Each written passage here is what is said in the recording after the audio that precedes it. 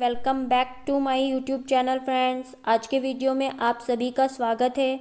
और आज के वीडियो में हम लोग क्लास 6 की जो पॉलिटी सीटेट पेपर 2 के लिए प्रीवियस ईयर क्वेश्चंस के साथ मैंने शुरू की थी, उसमें चैप्टर 3 का नेक्स्ट पार्ट डिस्कस करेंगे। और यहाँ पे हम लोग लास्ट वीडियो में मेजर टाइप ऑफ गवर्नमेंट, जो सरकार के मुख्य प्रकार होते हैं, उनके बारे में डिस्कस कर चुके हैं। लोकतांत्रिक सरकार और राजतांत्रिक सरकार मैंने आपको बता दिए हैं। अब हमारा जो इन सरकारों के बाद हमारा जो नेक्स्ट पॉइंट आता है वो आता है भारतीय लोकतंत्र के बारे में, इंडियन डेमोक्रेसी के बारे में, कि इंडियन डेमोक्रेसी कैसी है। और आपको इस स्टेटमेंट को रट लेना है कि भारत की जो डेमोक्रेसी है वो संसदीय है, पार्लियामेंट्री है और संघीय है। तो इस चीज़ को आपको रट लेना है, क्योंकि इससे इतने तोड़ मरोड़ के सीटेट पेपर 2 में क्वेश्चन पूछे जाते हैं कि कहीं ना कहीं हम कंफ्यूज हो जाते हैं। तो ऐसा लोकतंत्र जहाँ पर संसदीय और संघीय प्रणाली पाई जाती है उसको हम प्रतिनिधि लोकतंत्र भी कहते हैं। तो वर्तमान में लोकतंत्र को प्रतिनिधि लोकतंत्र कहा जाता है, क्योंकि यहाँ पे हम लोग अपने रिप्रेजेंटेटिव्स को चुनकर भेजते हैं। अगर भारतीय लोकतंत्र की बात करें तो वो कैसा है, वो संसदीय और संघीय है। अब प्रतिनिधि लोकतंत्र की क्या विशेषताएं हैं? तो प्रतिनिधि लोकतंत्र में देश के समस्त नागरिकों को मतदान का अधिकार होता है, जो कि वयस्क हो जाते हैं। जैसे कि भारत में 18 वर्ष से ऊपर की आयु के सभी जो नागरिक हैं उनको मतदान का अधिकार दिया गया है। फिर ये जो मतदान का अधिकार प्राप्त होता है नागरिकों को, ये नागरिक मतदान करते हैं अपना, और चुनाव की प्रक्रिया द्वारा प्रतिनिधियों का चयन जो है इसमें किया जाता है। और यही प्रतिनिधि जो है फिर संसद में जाते हैं और देश के लिए शासन व्यवस्था चलाते हैं। अब प्रारंभ में क्या वोट देने का अधिकार सभी को था? तो प्रारंभ में वोट देने का अधिकार सबको नहीं था। यह अधिकार केवल शिक्षित और संपत्ति वाले पुरुषों को था। इसके बारे में डिटेल से आपको पढ़ने को मिलेगा फ्रांस की क्रांति में, जो कि क्लास 9 की फर्स्ट चैप्टर में ही दी गई है। तो ये जो अधिकार था वोटिंग का राइट, ये सबसे पहले केवल पुरुषों को था, महिलाओं को भी नहीं था। और पुरुषों में भी उन पुरुषों का था जिनके पास संपत्ति थी, जिनके पास शिक्षा थी। यानी कि जो अशिक्षित थे उनकी कोई वैल्यू नहीं थी, जिनके पास संपत्ति नहीं थी उनकी भी कोई वैल्यू नहीं थी। भारत में सरकार जो है जनता अप्रत्यक्ष रूप से चलाती है, यानी कि हम लोग सरकार में प्रत्यक्ष रूप से भाग नहीं लेते। हालांकि जो हमारे प्रतिनिधि होते हैं उनको हम प्रत्यक्ष रूप से चुनकर भेजते हैं, और वही प्रतिनिधि सरकार में हमारी तरफ से डिसीजंस लेते हैं।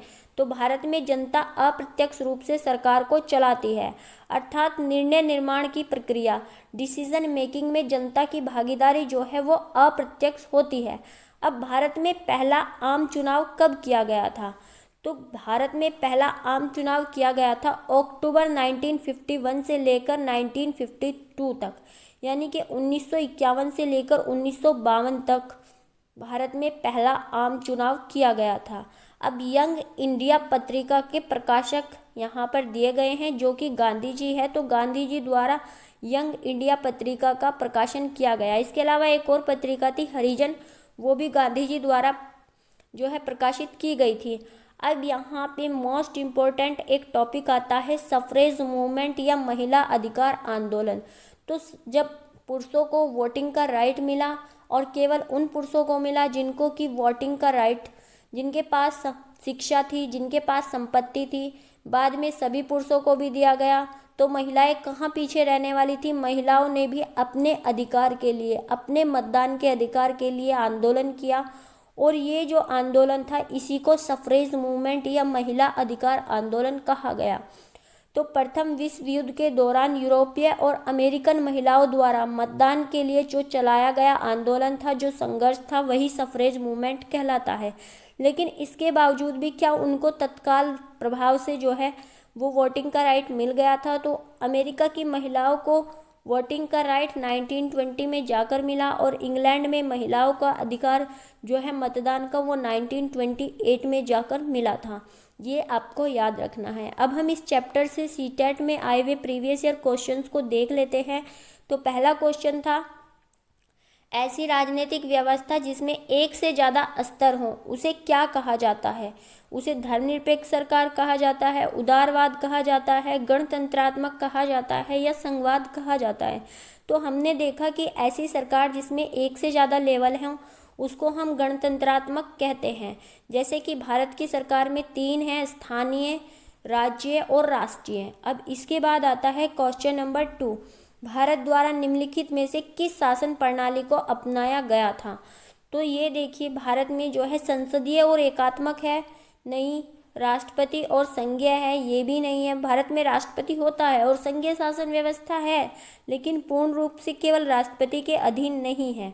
राष्ट्रपति और एकात्मक, ये भी नहीं। तो ये तीनों ही ऑप्शन हमारे गलत हो जाते हैं और चौथा ऑप्शन संसदीय और संघीय, ये सही हो जाता है। और फ्रेंड्स, ये क्वेश्चन मल्टीपल टाइम पूछा गया है, तो इसको बार बार अलग अलग तरीके से इंक्लूड किया गया है, इसीलिए मैंने इसको बस एक ही बार रखा है।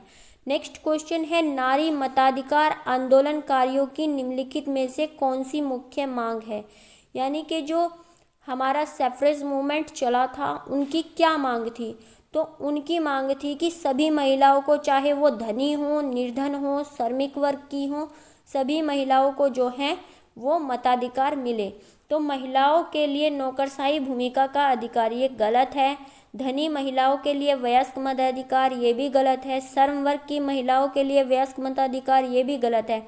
बल्कि उनका ऑब्जेक्टिव था कि महिलाएं चाहे कोई भी हो, सभी महिलाओं को जो है वो वोटिंग का राइट मिले। नेक्स्ट क्वेश्चन है, लोकतंत्र के चुनावों के संबंध में निम्नलिखित 2 कथनों पर विचार कीजिए। तो यहाँ पे 2 कथन आपको दिए गए हैं। पहला कथन क्या है कि प्रतिनिधि लोकतंत्र में, रिप्रेजेंटेटिव डेमोक्रेसी में, लोग अपने प्रतिनिधियों को चुनकर अप्रत्यक्ष रूप से भाग लेते हैं और वे प्रतिनिधि पूरे देश के लिए कानून और नियम बनाते हैं। तो ये स्टेटमेंट हमारा बिल्कुल सही है। हमने बताया था कि निर्णय निर्माण की प्रक्रिया में जनता अप्रत्यक्ष रूप से भाग लेती है और वो प्रतिनिधि प्रत्यक्ष रूप से लेते हैं, लेकिन यहाँ पे जनता की ही बात की गई है। आप लोग ध्यान से देखिएगा, सरकारें नियमित चुनावों द्वारा बदली जा सकती हैं। तो बिल्कुल प्रत्येक 5 वर्ष पर हम लोग सरकार बदल देते हैं, और अगर जनता का विश्वास नहीं रहता है तो अविश्वास प्रस्ताव के द्वारा उससे पहले भी सरकार बदल जाती है। तो ये दोनों ही स्टेटमेंट सही हैं, तो ऑप्शन ए यहाँ पर राइट हो जाएगा। अब हम नेक्स्ट क्वेश्चन देखते हैं। नेक्स्ट क्वेश्चन है, निम्नलिखित में से क्या प्रतिनिधि लोकतंत्र की विशेषता नहीं है? तो हमने रिप्रेजेंटेटिव जो डेमोक्रेसी है उसकी विशेषताएं देखी थी। तो चलिए ऑप्शंस को देखते हैं कि प्रतिनिधियों के हाथ में निर्णय निर्माण की प्रक्रिया रहती है। यही स्टेटमेंट हमारा सही हो जाता है, क्योंकि जनता जिन रिप्रेजेंटेटिव्स को चुनकर भेजती है वही लोग जो है डिसीजन मेकिंग करते हैं। तो ये हमारा सही है।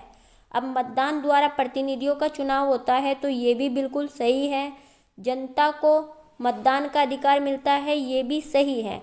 और जनता की निर्णय निर्माण प्रक्रिया में प्रत्यक्ष सहभागिता, तो फ्रेंड्स यहाँ पे जनता की जो डिसीजन मेकिंग का प्रोसेस है उसमें प्रत्यक्ष सहभागिता ना होकर के अप्रत्यक्ष रूप से जनता उसमें भाग लेती है। तो इसी के साथ फ्रेंड्स हमारा क्लास 6 का चैप्टर नंबर 3 कंप्लीट होता है। और आप लोग इस सीरीज़ को अपने फ्रेंड्स के साथ शेयर ज़रूर कीजिए, क्योंकि सीटेट पेपर 2 का जो आपका रिज़ल्ट है, कितने % लोग पास होते हैं, ये आप सभी देख रहे हैं। और मैं चाहती हूँ कि सीटेट पेपर 2 ज़्यादा से ज़्यादा लोग क्वालिफाई कर पाएँ, क्योंकि अब आप लोगों ने अगर बीएड किया है तो प्राइमरी में आपको मौका नहीं मिलने वाला है।